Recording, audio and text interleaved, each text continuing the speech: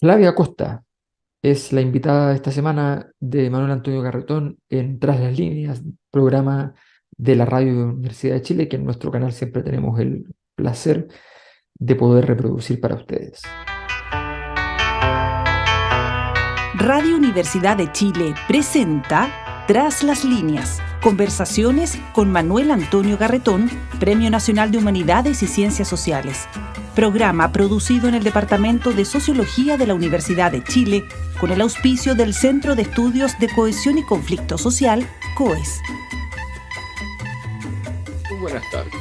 Bienvenidos y bienvenidas a Tras las Líneas, el programa semanal que presenta el Departamento de Sociología de la Universidad de Chile con el auspicio del Centro de Conflicto y Cohesión Social, COES, y en que nos interrogamos sobre los grandes problemas que vivimos como país, como sociedad, como humanidad,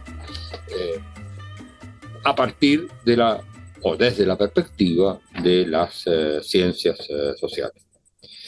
Y hoy día vamos a tocar un tema que ya hemos tratado en algunas otras ocasiones, probablemente con la más grande especialista que hay en América Latina sobre este tema, que es el de la inteligencia artificial.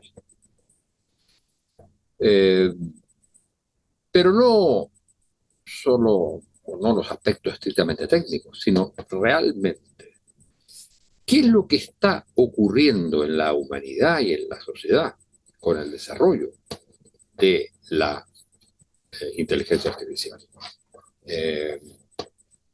Nuestra invitada, que es Flavia Costa, a quien voy a presentar un ratito más, ha planteado, junto con otros autores y autoras, que estamos en una época que ya es distinta a lo que se llamó el antropoceno, el dominio del hombre sobre todo, a una época en que quizás lo que domina el eje central es la técnica.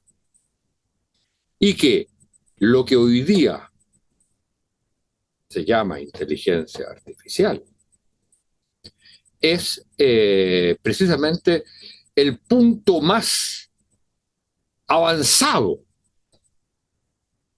del tecnoceno, pero que a su vez la inteligencia artificial hoy día está sufriendo una transformación o un cambio radical por el cual de inteligencias artificiales que se aplican a distintos dominios o campos, estamos llegando a la inteligencia artificial general o a la gran inteligencia artificial en la cual todo sea de alguna manera conectado, todos los distintos mundos a través de esta inteligencia artificial. Y uno de los elementos que están como acelerando esto es la aparición de los, siempre se me olvida si son TGP o GTP, especialmente el chat GTP, el 4 o el 5. Frente a lo cual, dados los peligros que parece presentar, porque, como bien lo señala Flavia en uno de sus artículos, esto es como tener una bomba, que un niño tenga una bomba. No sabemos qué hacer con eso. Entonces, un grupo muy significativo de premios Nobel, de intelectuales, de científicos, ha planteado la necesidad de hacer un pare, como los letreros de los tráficos. Pare, por un tiempo, porque tenemos que saber qué hacemos con esto. Porque el riesgo que estamos corriendo es precisamente que la inteligencia artificial sea más inteligente que la inteligencia humana y que pueda terminar en el dominio de un solo actor que la maneja y la conduce. Entonces, sobre esto vamos a conversar con Flavia. Ella es una doctora en ciencias sociales por la Universidad de Buenos Aires, es investigadora del Consejo Nacional de Investigaciones Científicas y Técnicas, es profesora en la Facultad de las Ciencias Sociales de la Universidad de Buenos Aires y es considerada, como decía, una de las especialistas más importantes que hay en América Latina sobre este tema. Sobre todo por la manera como enfoca es cómo la sociedad, llamémosle, de la información cibernética, digital, cómo transforma nuestras vidas. Y una de las temas interesantes que plantea en su libro principal, que es Tecnoceno, algoritmos, biohackers y nuevas formas de vida, es el dilema que se está enfrentando hoy, como señalaba anteriormente, el desafío o el monstruo que está apareciendo, que es el singleton, según los americanos, diríamos el único, es decir, el dominio de la inteligencia artificial por un solo sistema o un solo actor. Flavia, muchas gracias por estar con nosotros y yo partiría preguntándote que tú nos explicaras por qué o qué está detrás de esta preocupación que en la carta de estos grandes intelectuales, premios Nobel, en fin, le plantean a la humanidad y a quienes manejan estos sistemas, le plantea un momento de reflexión y de suspensión de su desarrollo. ¿Por qué se llega bueno, a primero ante todo, Manuel, muchísimas gracias por la invitación, por la presentación exagerada y generosa que hiciste. No soy seguramente ni siquiera una de las mayores especialistas, pero sí es cierto que nuestros equipos de trabajo aquí, y digo aquí, pero refiero un poco ya ahora al Cono Sur, venimos ya armando una red de trabajo interesante que trata de pensar en el cruce entre ciencias sociales o sociología, estudios mediales y filosofía de la tecnología, ¿no? Pensar un poco más allá de la dimensión solamente utilitaria de estas nuevas tecnologías, que por supuesto es muy importante, pero también tratar de considerar en la vieja tradición de la teoría crítica, bueno, cuál es el sentido de estas tecnologías y cómo pueden efectivamente ser reapropiadas para el bien común, si algo así fuera posible, en un contexto de tan vertiginosa transformación como el que estamos habitando, ¿no? Eso que llamábamos tecnoceno, que no es tanto una sucesión del antropoceno, no es sucesivo, sino que más bien es una forma de declinar la preocupación por el antropoceno, poniendo el eje en el que esa transformación antropocénica, ese cambio del Holoceno al antropoceno, fue posible gracias a las tecnologías.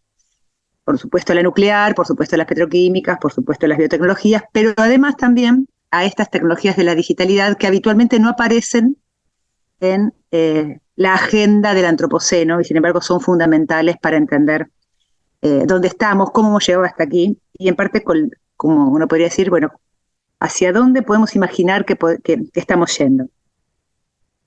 La carta del mes de marzo, ¿no? de este año se publica en un espacio llamado Fundación Future of Life, Fundación Futuro de la Vida. No fue redactada por Elon Musk, pero sí él rápidamente, el CEO, ¿no? de SpaceX y de Twitter hoy, adhirió a ella, junto con otros investigadores, teóricos, empresarios también, desde el historiador Yuval Harari hasta uno de los padres, digamos, de las redes neuronales en inteligencia artificial, muchos directores de centros de investigación en inteligencia artificial. Quiero decir, desde adentro del corazón de la investigación científica es que se escribe y se firma esta carta pidiendo una pausa de al menos 6 meses en el desarrollo de lo que se llaman modelos de lenguaje grandes o modelos de lenguaje extensos, superiores al GPT-4, ¿no? al GPT-4, al modelo que justamente en el mes de marzo había lanzado una de las grandes empresas de inteligencia artificial del mundo, las grandes, son realmente muy importantes las empresas que pueden desarrollar este tipo de prototipo o de modelo. La inversión de OpenAI para este tramo de estos modelos de lenguaje grande fue de $10.000 millones, para que nos hagamos una idea, ¿no? Y el volumen físico de las máquinas que operan estas posibilidades ocupan, como en la época de Turing, ¿no? Espacios grandes, ¿no? No están miniaturizadas como solemos imaginar ahora, ¿no? Sí, en el uso doméstico sí, pero estos grandes modelos o módulos de lenguaje ocurren porque hay, como los primeros computadores que claro, ocupaban en grandes tamaños, ¿no? Claro, grandes tamaños. Es decir, no cualquier Estado puede todavía hoy llevar adelante estas investigaciones, ni por supuesto, no cualquier corporación. Y la pregunta, más allá de las propias explicaciones que la propia carta brinda acerca de que necesitemos esta inteligencia artificial va a traer transformaciones importantísimas en la sociedad, esto ya está en marcha, dice la carta, necesitamos un tiempo para que las sociedades, y en este sentido entendemos que también está diciendo para que los gobiernos, para que los estados, o esas organizaciones supraestatales como la Unión Europea, por ejemplo, ¿no? O regionales, se preparen para lo que viene, dicten la normativa jurídica, estamos atrasados en relación con la normativa jurídica para esto que viene, organicen, también tomen medidas buscando técnicos capaces de estar supervisando este desembarco de la nueva inteligencia artificial. Y decir que lo que se pide es un poco de prudencia, uno podría decir, pero también acción rápida. Se te está pidiendo que trabajemos rápidamente en desarrollar marcos para el desembarco de esta tecnología. Y una cosita más, y ya te... ¿Cómo? ¿A quién se le pide? O sea, cuando dicen paremos, ¿a quién? A los laboratorios, dicen ellos, ¿no? A los laboratorios de investigación. Ellos hacen una llamada a los laboratorios de investigación. Y dan 4 ejemplos. ¿Por qué lo harían? ¿Cómo? ¿Por qué lo harían? Perdón. ¿Por qué lo harían? ¿Por qué se van a detener? Si tienen... Claro, eso seguramente... Sí, seguramente eso es lo que podemos imaginar, pero también es cierto que la carta de alguna manera logra alertar, creo que al menos por un tiempo, a las autoridades gubernamentales a que si no se detiene, por lo menos ya estén preparando eso, ¿no? El marco jurídico para ese desembarco. Los 4 ejemplos que da la carta acerca de situaciones que se han logrado detenerse gracias a una fuerte decisión política, son, dicen ellos, entre otras, ¿no? Pero mencionan 4 casos de investigaciones que han logrado autolimitarse, es decir, bueno, esto hasta acá sí y hasta acá no. En humanos no lo vamos a probar, por ejemplo, la clonación humana. Ahí se ha dado un paso, los británicos fueron los primeros, ¿no? Los pioneros en esa legislación, incluso antes de que fuera posible la clonación de mamíferos grandes, hicieron una legislación que decía no se va a poder clonar un ser humano, aunque exista la posibilidad técnica. También la transformación de línea germinal genética humana, también eso está autolimitada, la sociedad humana ha tomado la decisión de autolimitar esa investigación. Las investigaciones en ganancia de función de los virus, después de las pandemias se hizo un activismo fuerte para que las investigaciones que tuviera que ver con potenciar virus para luego, ¿no? Tratar de ver sus formas de defensa, digamos, ¿no? Y de empoderamiento y de defensa, bueno, ante el peligro suscitado por un virus como el COVID, ¿no? 19, se limitó la investigación en ganancia de función en los virus. Y luego también hablan de la eugenesia, ¿no? Que tiene un marco regulatorio para ese procedimiento técnico. También podríamos haber pensado en el desarme nuclear, en los acuerdos de desarme. Es decir, también hubo posibilidad en algún momento de detener esa escalada militarista, ¿no? Que tenía a John von Neumann ahí como un gran activador, ¿no? Y sin embargo, se ha logrado por lo menos una suerte de calma, de tensa, paz, calma, a partir de acuerdos de desarme, que retrocedieran la cantidad de armas nucleares mundiales a un punto para no alcanzar la posible destrucción del planeta. Digo, me parece que a lo que se alude es a un tipo de acuerdo de estas características, ¿no? Lo cual pues, sabemos, por supuesto, que podría fallar, pero también confiamos en que sea posible la política, ¿no? O sea, creo que nosotros necesitamos siempre creer eso. ¿Qué pasa si en los análisis tuyos del malestar de la sociedad digital, los problemas que tienen, en las advertencias que hacen algunos de la deshumanización, o sea, el cambio de lo que llamamos condición humana, ¿eh? En la red? ¿Qué pasa si no se detiene esto? O sea, si no se detiene, porque digamos, detenerlo por 6 meses es algo raro, ¿eh? Es raro que se detenga una investigación por 6 meses. Entre tanto, hacemos leyes o sistemas que al día siguiente que se levante la prohibición de investigar, ya van a estar obsoletas. Sí, en principio, como muchas veces ocurre con los desarrollos tecnológicos, creo que se parte, por supuesto, de intereses, ¿no? Por supuesto, de intereses, pero también de cierta dimensión imaginaria, cierta dimensión de especulación. Para este tipo de desarrollo tecnológico, pero no solamente este tipo de desarrollo tecnológico, requiere la confluencia de distintos tipos de inteligencia, de distintos tipos de imaginación teórica, ¿no? Por un lado, el propio desarrollo de los algoritmos, ¿no? La física, estadística, etcétera, etcétera, que organiza, secuencializa las operaciones para llegar a tal o cual resultado. Por otro lado, otros modelos de simulación del pensamiento humano, que forman parte de como otra línea de la inteligencia llamada artificial, que ya no es solamente lógico-matemática, sino que también ha pensado lo que llamamos hoy las redes neuronales, las redes convolucionales, un tipo de pensamiento más asociativo de entre datos y no solamente razonamientos lógico-deductivos.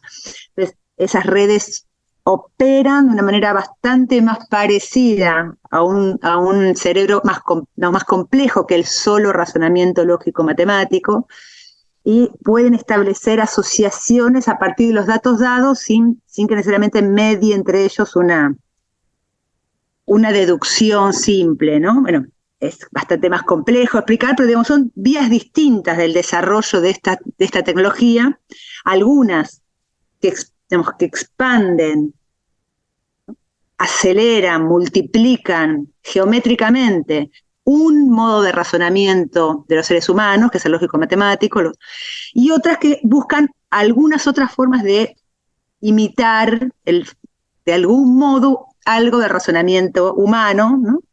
Y estas dos líneas, por lo menos, y vamos a empezar que son dos, hay más, pero estas dos han ido progresando en paralelo, y en este momento, bueno, estamos viendo los resultados de la combinación, que es muy, muy potente, ¿no? Esa combinación. No vamos a poder decir nunca, un investigador muy, muy, muy famoso, muy importante también, del crítico de las tecnologías, que es Evgen Morozov, decía justamente a partir de la carta que el problema era que llamábamos inteligencia artificial, que no es ni inteligencia ni artificial, decía él, ¿no? Porque no se parece a la inteligencia humana, porque buscar otro nombre. Me parece que falla un poco ese razonamiento, en parte porque las máquinas hoy, estas máquinas, o este conjunto técnico, mejor dicho, no solamente buscan imitar la inteligencia humana, no hace falta que imiten la inteligencia humana, alcanza con que tengan una enorme capacidad de acción para que ya sean para nosotros interlocutores muy importantes, muy relevantes, ¿no? Aunque no sean humanos, aunque nunca terminen de pensar como un humano, ¿no? Y no realicen todas las acciones que hacemos los seres humanos. Con que sean actores muy importantes, por ejemplo, estaba leyendo hace un rato, para parte de mi trabajo, el resultado del análisis de una experiencia de inteligencia artificial en una fiscalía, ¿no? Entonces, la introducción de un sistema de inteligencia artificial en la escritura de fallos había aumentado la eficacia, digamos, de esa fiscalía más de un 90%. Era muchísimo más rápido en los procedimientos estándar, porque ya estaba, de alguna manera, la propia inteligencia artificial resolvía buena parte del trabajo en esa fiscalía, y en cambio, el texto decía, en cambio, las personas pueden, digamos, los empleados pueden dedicarse en detalle a los casos complejos, ¿no? Pero ese tipo de ejemplos que lo vemos en la medicina, lo vemos en la vida social, lo vemos en las recomendaciones de películas, vemos sistemas, digamos, así, entre comillas, inteligencia artificial operando en muchos subsistemas de la vida cotidiana, en la distribución de la energía eléctrica, en la bolsa, ¿no? Si lo pensamos en conjunto y aplicado a la gobernanza, digamos, ¿no? Si lo llevamos a otras formas de toma de decisiones, bueno, empieza a ser un tema central para nosotros.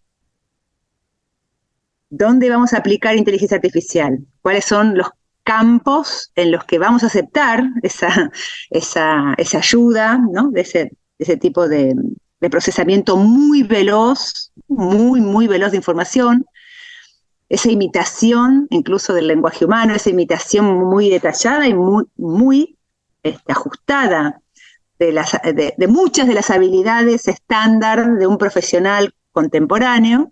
Empecemos por traducir, ¿no? Redactar, corregir texto, responder una pregunta, ¿no? A partir de una cierta cantidad de datos y de archivos organizados. Entonces, las preguntas ahí serían, en todo caso, si tenemos conversado públicamente, hay parte de la conversación pública en la que tengamos presente que hay tareas que sí queremos, en las que intervenga ese tipo de proceso de rápida aceleración tecnológica, y si quizás hay tareas en las que no queremos que eso ocurra.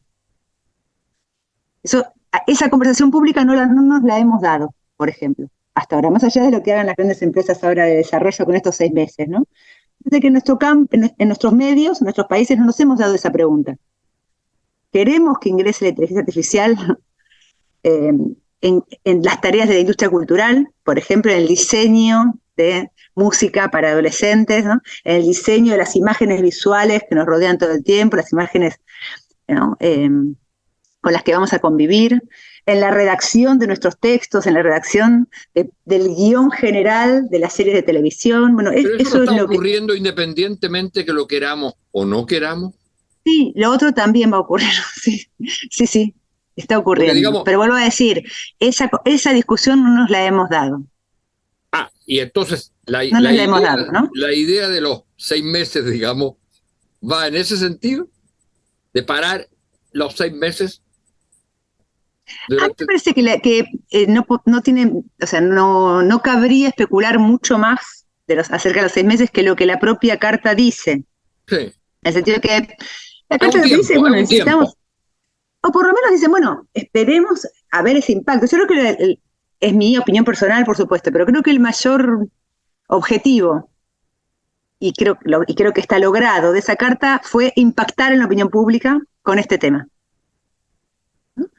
Construir este ámbito de conversación que estamos teniendo en estas últimas semanas acerca de la inteligencia artificial, volverlo como un tema de público de debate. Creo que lo ha logrado la carta.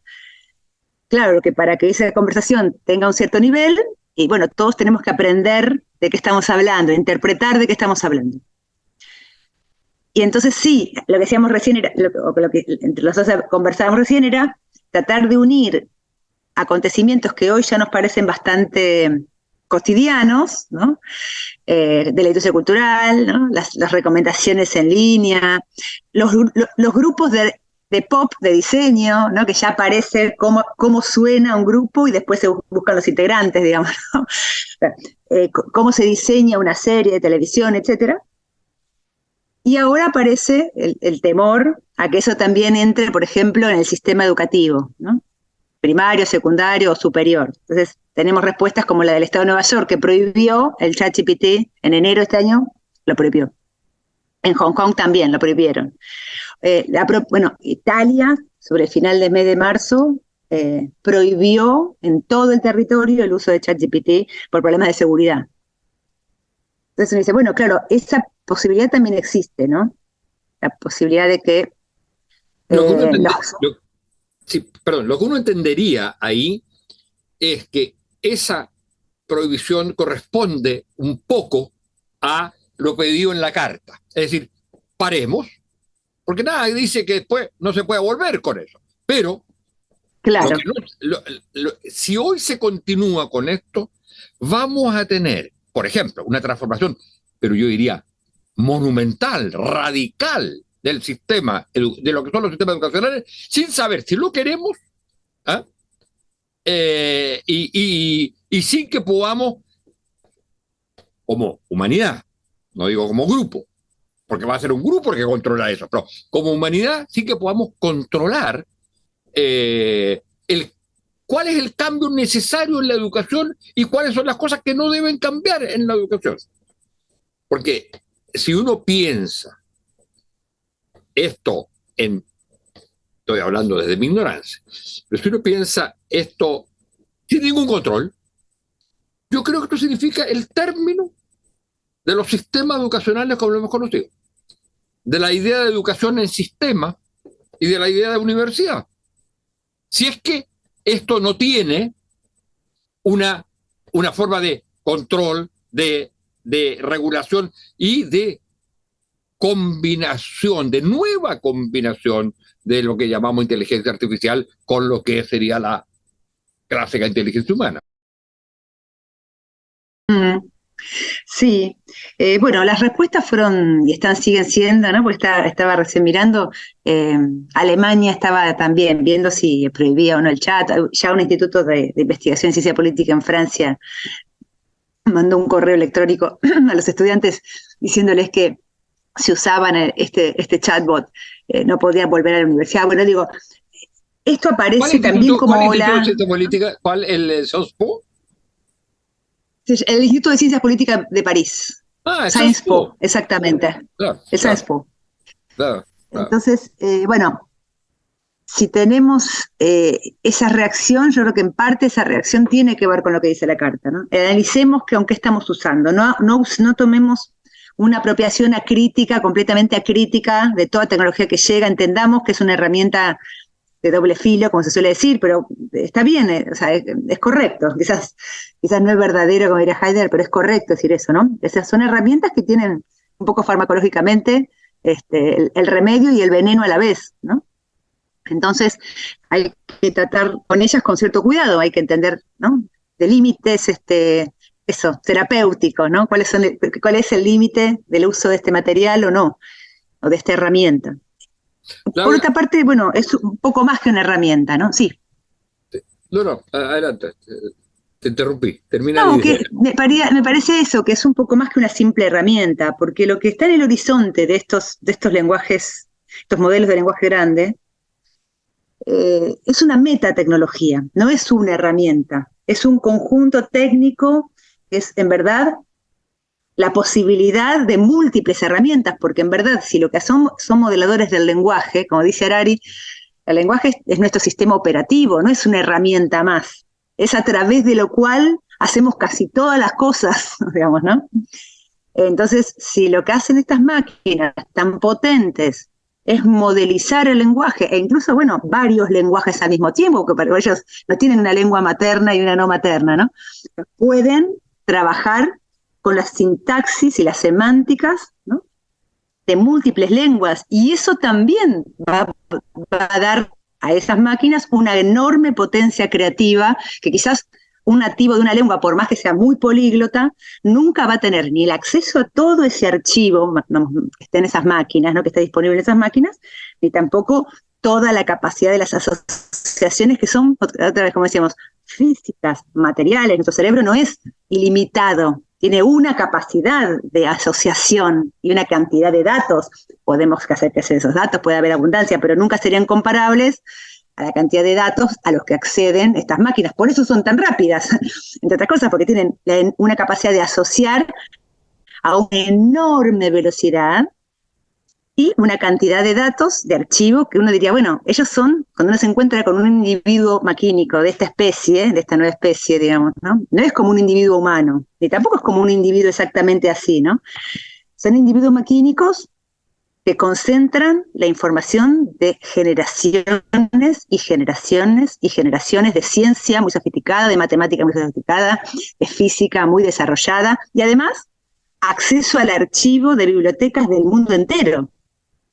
Entonces, Oye, bueno, decías claro. que tú señalas en algunos, digamos, en el último artículo que escribías, Sí. y a partir de la discusión que produjo esta carta, que precisamente hay una lógica detrás de estas máquinas, Sí. que es una lógica metamáquina, pero que es de alguna manera la lógica de la competitividad. Claro, claro, claro. Bueno, eso sí lo que es la y que eso carta dice, sí. llevaría, perdón, para que lo expliques Sí, en sí, sí. conjunto, porque ya vamos a tener que terminar, ¿eh? Y que eso es lo que llevaría esa lógica al dominio, por decirlo así, de una máquina. Claro. Aquí entramos, está muy bien, gracias Manuel que me hiciste este pie, porque en verdad aquí entramos es el inicio de la carta. Dice, si seguimos con esta lógica competitiva, dice, yo creo que tengo aquí el texto para leer exactamente la frase, ¿no? Pide suspender de inmediato, durante al menos 6 meses, el entrenamiento de los sistemas de inteligencia artificial más potentes que GPT-4, incluido el GPT-5, que se está entrenando actualmente, ¿no? Dice, advierte que los modelos de lenguaje grandes como GPT-4 ya pueden competir con los humanos en una gama cada vez mayor de tareas y podrían usarse para automatizar puestos de trabajo, difundir propaganda y falsedades y hasta poner en jaque la democracia, ¿no? Lo importante, en todo caso, dicen ellos, es que los sistemas de inteligencia artificial con inteligencia humana competitiva pueden plantear riesgos profundos para la sociedad y para la humanidad. Es un cambio profundo en la vida de la Tierra y debe planificarse y administrarse con el cuidado y los recursos correspondientes. Desafortunadamente, ese nivel de planificación y gestión no está ocurriendo. Esta idea de la inteligencia humana competitiva es un guiño que esta carta hace a una serie de especulaciones, no son teorías científicas probadas, son especulaciones teóricas de grandes inventores y filósofos contemporáneos. Pienso sobre todo en 2 de ellos. Uno es Raymond Kurzweil, un inventor, escritor, que hace desde el 2012, es el director de ingeniería de Google, es decir, alguien que viene del campo de la invención. Es también el creador de los teclados, Kurzweil, hay teclados inventados por él. También es el creador del OCR, el reconocimiento óptico de caracteres. Es decir, es un gran inventor, pero además es el gestor del desarrollo de Google en inteligencia artificial desde hace 11 años. O sea, es una persona que está transformando concretamente nuestro mundo hace por lo menos 20 años, ¿no? Y otro autor que en cambio es un filósofo sueco llamado Nick Bostrom, que es un filósofo que ya hace mucho tiempo trabaja en la Universidad de Oxford, que fue el creador, el impulsor de la Asociación Transhumanista Mundial, es decir, alguien que viene pensando en que el humano es ya, por así decirlo, somos ya máquinas obsoletas, digamos, el dispositivo humano es obsoleto y que ya vamos hacia un transhumanismo, digamos así, un humano expandido, ¿no? Quiere decir, alguien que lejos podríamos decir que es un teórico crítico de la tecnología, ¿no? ¿Se entiende? Digo esto porque Bostrom está muy lejos de ser un teórico que uno podría decir un ludita, ¿no? O un pesimista de la tecnología. Sin embargo, entre estos 2 autores hubo una controversia hace ya aproximadamente una década.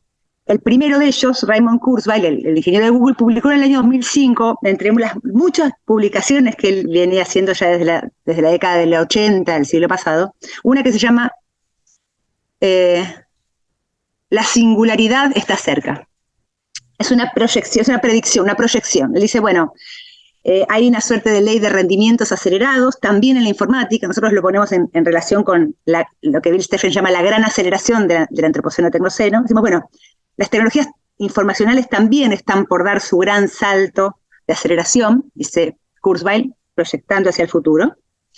Dice, y vamos a pasar rápidamente de las inteligencias artificiales estrechas que conocemos hoy, las que juegan al ajedrez, juegan al Go, organizan, ¿no? las recomendaciones de películas en una plataforma, ¿no? Que hacen eso muy bien, o sistema bancario, a lo que él llama la inteligencia artificial general, que son estas inteligencias artificiales que hacen, digamos, multipropósito, que hacen muchas cosas al mismo tiempo, o sea, de tareas generales, y yo diría que en particular además tienen una característica, estas que dice Kurzweil, que es que establecen relaciones entre cada una de las tareas que hacen. No es que solamente puede hacer varias cosas, sino que las puede relacionar. Ese es el aludido peligro del GPT-5, ¿no? Que pudiéramos estar llegando a esa inteligencia artificial de propósito general que además puede establecer relaciones entre esas generalidades. Esto estamos en el paso 1 y 2. Ahí estamos hoy. Entre el 1 quizás a punto de llegar al 2. En un tercer momento, dice Kurzweil, especulativamente, digo, esto es muy importante, es una especulación, pero es una especulación que no tendríamos que descartar, y es lo que después Bostrom retoma. No hay que descartarla, porque claro, de estas especulaciones ha vivido la tecnología de punta en los últimos 50, 70 años, ¿no? Especular llegar a la Luna, especular ir a Marte, especular, son especulaciones. La especulación de Kurzweil es que esa otra inteligencia artificial general a su vez va a dar un nuevo salto y siendo competitiva, acá está, ¿no? Y si el código técnico, lo que Andrew Freeman llama el código técnico de estas máquinas, es decir, la orientación, uno diría la intención programada de estas máquinas, sea ser la primera, ser la mejor, ser competitiva respecto de otras. Va a querer eliminar a las otras. Claro, lo que Kurzweil lo dice eso, dice, bueno, vamos a llegar a un tipo de inteligencia que sea tan general que nosotros no la podemos ni comprender. Va a ser una singularidad a la que nosotros no vamos a alcanzar nunca a entender, y bueno, ya será otra especie, dice él, ¿no? Bostrom, 9 años después, en 2014, publicó un libro que se llama La superinteligencia artificial. No la singularidad, habla de la superinteligencia, pero después habla del singleton, ¿no? Bueno, dice, eso desarrolla esa especulación en términos analíticos. Dice, bueno, en realidad, hoy, si eso pudiera ocurrir, estamos como niños jugando con una bomba, dice él, ¿no? Efectivamente, de él es esa imagen. Dice, en realidad la superinteligencia es un peligro del que no nos estamos dando cuenta, que si vamos hacia allí, no tenemos ninguna posibilidad de tratar con eso. Sobre todo, dice, si mantenemos el código técnico competitivo, porque si somos competitivos, ¿no? Si estamos en la lucha entre corporaciones o entre estados, en la carrera nuclear, bueno, si estamos en la carrera de la inteligencia artificial, es posible que entonces programemos a la máquina para eliminar a su enemigo, ¿no? Que terminemos programando la máquina que se dará cuenta pronto de que su ventaja decisiva implica no tener ningún contrincante. Bueno, insisto, estamos en el campo de lo especulativo, pero lo que sí tenemos claro es que en la carta se hace referencia al libro de Bostrom como bibliografía, y se dice que si seguimos tratando con inteligencia artificial humana competitiva, vamos a estar en problemas. Entonces me parece que ahí el término competitivo hace una llamada de atención a ver si podemos programar un desarrollo de inteligencia artificial cooperativo.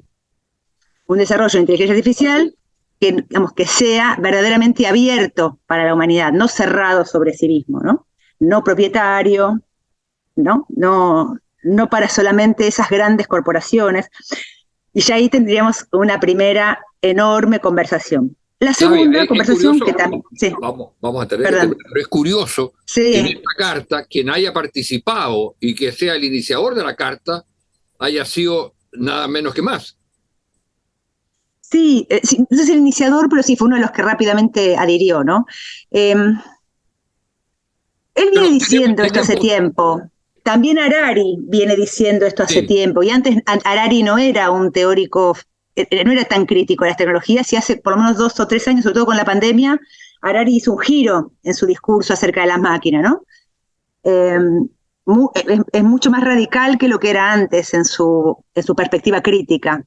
Yuval Harari, me refiero al historiador israelí. Sí, y Elon Musk también está dando un giro en ese sentido. Yo creo que, por un lado, hay algo como de espectacular en que sea él, ¿no? Por supuesto, siempre genera suspicacia, pero sería bueno también pensar si, más allá de él o no él, si efectivamente lo que dice la carta tiene sentido. Así, oye, vamos a tener que terminar porque estamos no hemos pasado el tiempo porque esto es absolutamente... Bueno, un único tema nada más que no lo vamos a hablar porque es el tema de los puestos de trabajo, ¿no? Que es la otra gran preocupación, más en lo inmediato, ¿no? Pero como decía Keynes, después dentro de 60 años ya no vamos a estar acá, digamos, ¿no? Entonces el plazo, o el corto plazo también nos importa. Y efectivamente lo que las consultoras dicen, ¿no? Es que esta inteligencia artificial va a tener la posibilidad de automatizar entre 1/4 y 1/3 de los puestos de trabajo que hay hoy en Estados Unidos y Europa. Lo que diríamos, va a automatizar no las tareas fatigosas de las industrias duras, que fueron quizás lo que primero hizo las primeras revoluciones industriales, sino las tareas no tan fatigosas y tampoco quizás que querríamos abandonar de la industria cultural, ¿no? Del mundo académico. Y uno dice, bueno, pero ¿queremos eso? ¿No? También me parece que esa pregunta nadie se la formula. Damos por hecho que esa innovación es lo que queremos para deshacernos del trabajo, ¿no? Y yo creo que hay trabajos que las personas nos gusta mucho hacer. Esa idea de que hay un trabajo fatigoso siempre detrás de la automatización está muy bien, pero creo que no es exactamente lo que está pasando hoy. Digamos, estas inteligencias artificiales que reemplazan redactores, que reemplazan dibujantes, que reemplazan humoristas, o que reemplazan profesores, no sé si exactamente es lo que queremos, ¿no? Y yo creo que esa pregunta también es una pregunta válida a nivel social. ¿Realmente querríamos una vida de ocio sin hacer esas tareas? Por lo menos en algunos campos no. ¿Realmente creeríamos que tendríamos la misma capacidad de desarrollo cultural si esas cosas las hacen las máquinas y no las personas? Claro, correcto. Bueno, entonces, Claudia, eso también. Tenemos que terminar porque claro. nos pescó nos fuimos mucho. El tiempo. Oye, muchas gracias, Flavia Costa. No, por favor. Magnífica conversación y explicación de lo que estamos viviendo con la inteligencia artificial, de los riesgos y de también las cosas positivas que si tenemos capacidad como humanidad de tomarlas, de conversarlas y de controlarlas, son un salto que puede ser muy, muy positivo. Muchas gracias y muchas gracias a ustedes, señoras y señores auditores y auditores. Muchísimas gracias por la invitación. Ojalá les haya resultado un poco interesante. Es un tema por supuesto. Del que vamos a seguir hablando. Chao, chao, hasta luego.